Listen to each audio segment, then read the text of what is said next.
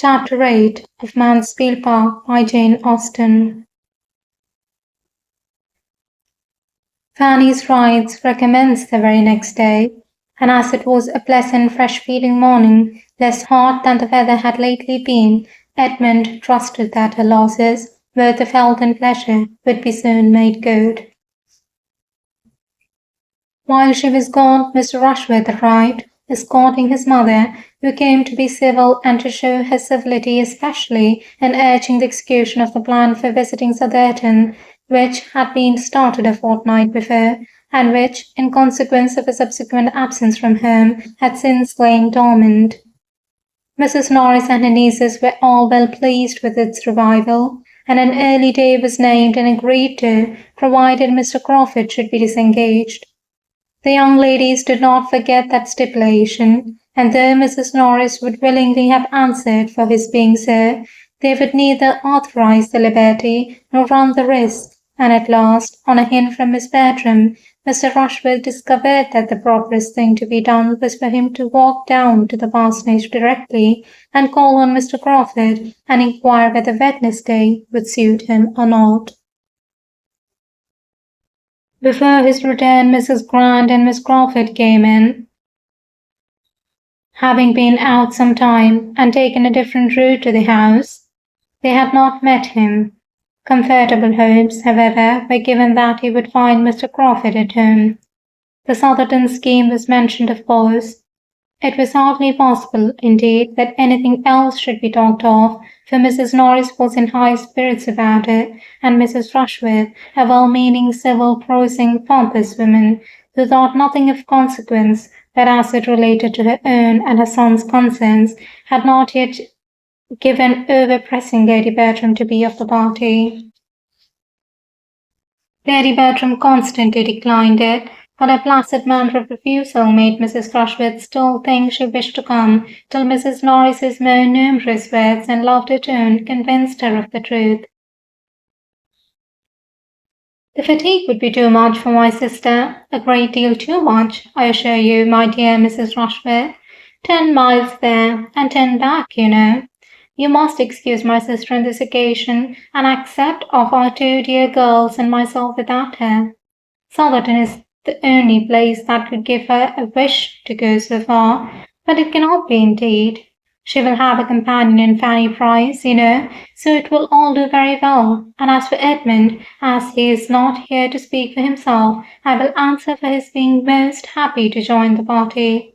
He can go on horseback, you know. Mrs. Rushworth, being obliged to yield to Lady Bertram staying at home, could only be sorry. The loss of her ladyship's company would be a great drawback, and she should have been extremely happy to have seen the young lady too, Miss Price, who had never been at Southerton yet, and it was a pity she should not see the place. "You're very kind, you're all kindness, my dear madam," cried Mrs. Norris. "But as to Fanny, she will have opportunities in plenty of seeing Southerton. She has time enough before her, and her going now is quite out of the question. Lady Bertram could not possibly spare her." "Oh no, I cannot do without Fanny."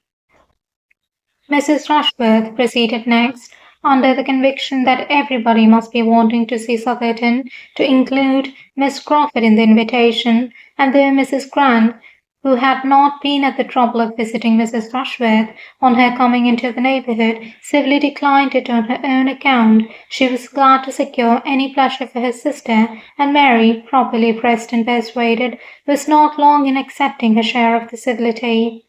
Mr. Rushworth came back from the parsonage successful, and Edmund made his appearance just in time to learn what had been settled for Wednesday, to attend Mrs. Rushworth to her carriage, and walk half-way down the park with the 2 other ladies. On his return to the breakfast-room, he found Mrs. Norris trying to make up her mind as to whether Miss Crawford's being of the party were desirable or not, or whether her brother's barouche would not be full without her. The Miss Bertrams laughed at the idea, assuring her that the barouche would hold 4 perfectly well, independent of the box, on which one might go with him. "But why is it necessary," said Edmund, "that Crawford's carriage or his only should be employed? Why is no use to be made of my mother's chaise? I could not, when the scheme was first mentioned the other day, understand why a visit from the family were not to be made in the carriage of the family." "What!" cried Julia. "Go boxed up three in a post chaise in this weather, when we may have seats in a barouche? No, my dear Edmund, that will not quite do." "Besides," said Maria, "I know that Mr. Crawford depends upon taking us. After what passed at first, he would claim it as a promise." "And, my dear Edmund," added Mrs. Norris, "taking out two carriages when one will do would be trouble for nothing, and between ourselves, Coachman is not very fond of the roads between this and Silverton. He always complains bitterly of the narrow lanes scratching his carriage, and you know one should not like to have dear Sir Thomas, when he comes home, find all the varnish scratched off."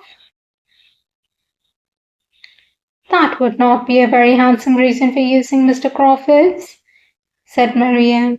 "But the truth is that Wilcox is a stupid old fellow and does not know how to drive. I will answer for it that we shall find no inconvenience from narrow roads on Wednesday." "There is no hardship, I suppose, nothing unpleasant," said Edmund, "in going on the barouche box." "Unpleasant!" cried Maria. "Oh dear, I believe it would be generally thought the favourite seat. There can be no comparison as to one's view of the country. Probably Miss Crawford will choose the barouche box herself." "There can be no objection, then, to Fanny's going with you. There can be no doubt of your having room for her." "Fanny!" repeated Mrs. Norris. "My dear Edmund, there is no idea of her going with us. She stays with her aunt. I told Mrs. Rushworth so. She is not expected." "You can have no reason, I imagine, madam," said he, addressing his mother, "for wishing Fanny not to be of the party. But as it relates to yourself, to your own comfort, if you could do without her, you would not wish to keep her at home." "To be sure not, but I cannot do without her." "You can, if I stay at home with you, as I mean to do." There was a general cry out at this. "Yes," he continued, "there is no necessity for my going, and I mean to stay at home. Fanny has a great desire to see Southerton. I know she wishes it very much. She has not often a gratification of the kind, and I'm sure, ma'am, you would be glad to give her the pleasure now." "Oh, yes, very glad, if your aunt sees no objection." Mrs. Norris was very ready with the only objection which could remain, their having positively assured Mrs. Rushworth that Fanny could not go, and the very strange appearance there would consequently be in taking her, which seemed to her a difficulty quite impossible to be got over. It must have the strangest appearance. It would be something so very unceremonious, so bordering on disrespect for Mrs. Rushworth. His own manners were such a pattern of good breeding and attention that she really did not feel equal to it. Mrs. Norris had no affection for Fanny, and no wish of procuring her pleasure at any time, but her position to Edmund now arose more from partiality for her own scheme, because it was her own, than from anything else. She felt that she had arranged everything extremely well, and that any alteration must be for the worse. When Edmund, therefore, told her in reply, as he did when she would give him the hearing, that she need not distress herself on Mrs. Rushworth's account, because he had taken the opportunity, as he walked with her through the hall, of mentioning Miss Price as one who would probably be of the party, and had directly received a very sufficient invitation for his cousin, Mrs. Norris was too much vexed to submit with a very good grace, and would only say, very well, just as you choose. Settle it your own way. I'm sure I do not care about it." "It seems very odd," said Maria, "that you should be staying at home instead of Fanny." I'm sure she ought to be very much obliged to you, added Julia, hastily leaving the room as she spoke, from a consciousness that she ought to offer to stay at home herself. Fanny will feel quite as grateful as the occasion requires, was Edmund's only reply, and the subject dropped. Fanny's gratitude, when she heard the plan, was in fact much greater than her pleasure. She felt Edmund's kindness with all, and more than all, the sensibility which he, unsuspicious of her fond attachment, could be aware of. But that he should forgo any enjoyment on her account gave her pain, and her own satisfaction in seeing Southerton would be nothing without him. The next meeting of the two Mansfield families produced another alteration in the plan, and one that was admitted with general approbation. Mrs. Grant offered herself as companion for the day to Lady Bertram in lieu of her son, and Dr. Grant was to join them at dinner.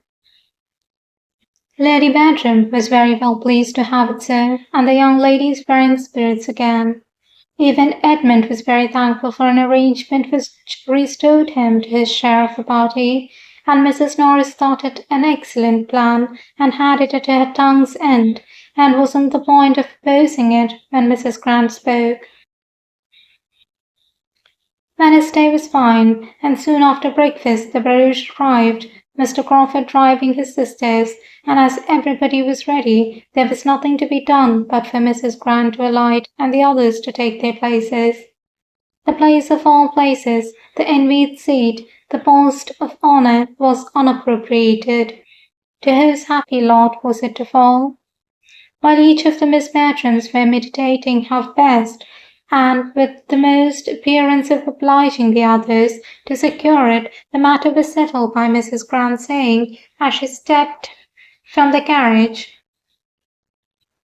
"As there are 5 of you, it will be better that one should sit with Henry, and as you were saying lately that you wished you could drive, Julia, I think this will be a good opportunity for you to take a lesson."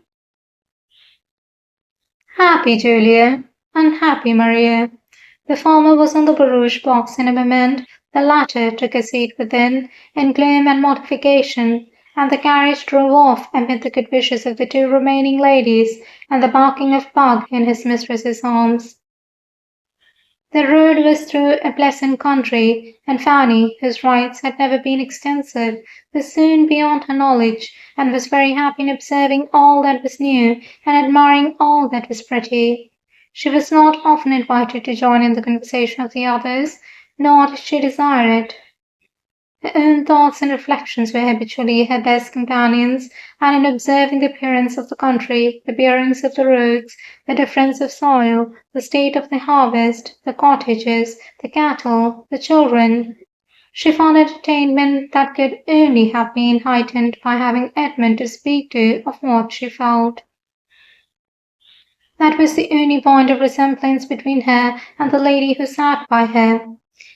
In everything but a value for Edmund, Miss Crawford was very unlike her. She had none of Fanny's delicacy of taste, of mind, of feeling. She saw nature, inanimate nature, with little observation. Her attention was all for men and women, her talents for the light and lively. In looking back after Edmund, however, when there was any stretch of road behind them, or when he gained on them in ascending a considerable hill, they were united, and there he is! Broke at the same moment from them both, more than once. For the first 7 miles Miss Bertram had very little real comfort. Her prospect always ended in Mr. Crawford and his sister sitting side by side, full of conversation and merriment, and to see only his expressive profile as he turned with a smile to Julia, or to catch the laugh of the other, with a perpetual source of irritation, which her own sense of propriety could but just smooth over. When Julia looked back, it was with a countenance of delight, and whenever she spoke to them, it was in the highest spirits. Her view of the country was charming. She wished they could all see it, etc. But the only offer of exchange was addressed to Miss Crawford as they gained the summit of a long hill, and was not more inviting than this.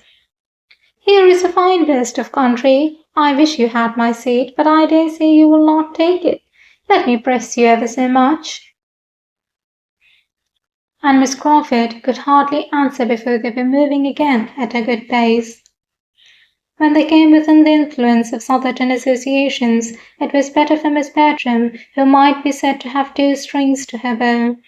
She had Rushworth feelings and Crawford feelings, and in the vicinity of Southerton the former had considerable effect.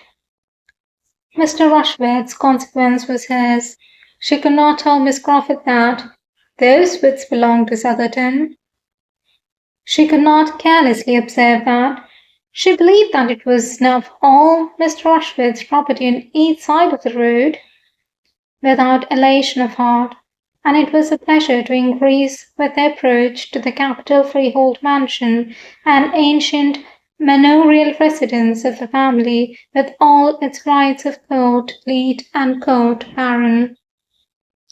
"Now we shall have no more rough road, Miss Crawford. Our difficulties are over. The rest of the way is such as it ought to be. Mr. Rushworth has made it since he succeeded to the estate. Here begins the village. Those cottages are really a disgrace. The church spire is reckoned remarkably handsome. I'm glad the church is not so close to the great house as often happens in old places. The annoyance of the bells must be terrible. There is the parsonage, a tidy-looking house, and I understand the clergyman and his wife are very decent people. Those are almshouses built by some of the family. The right is the steward's house. He is a very respectable man. Now we are coming to the lodge gates, but we have nearly a mile through the park still. It is not ugly, you say, at this end. There is some fine timber, but the situation of the house is dreadful. We go downhill to it for half a mile, and it is a pity, for it would not be an ill-looking place if it had a better approach. Miss Crawford was not slow to admire. She pretty well guessed Miss Bertram's feelings, and made it a point of honour to promote her enjoyment to the utmost. Mrs. Norris was all delight and volubility, and even Fanny had something to say in admiration, and might be heard with complacency. Her eye was eagerly taking in everything within her reach, and after being at some pains to get a view of the house, and observing that it was a sort of building which she could not look at but with respect, she added, "Now, where is the avenue? The house fronts the east, I perceive. The avenue, therefore, must be at the back of it. Mr. Rushworth talked of the west front." "Yes, it is exactly behind the house, begins at a little distance, and ascends for half a mile to the extremity of the grounds. You may see some of it here, something of the more distant trees. It is oak entirely." Miss Bertram could now speak with decided information of what she had known nothing about when Mr. Rushworth had asked her opinion, and her spirits were in as happy a flutter as vanity and pride could furnish when they drew up to the spacious stone steps before the principal entrance. End of chapter 8.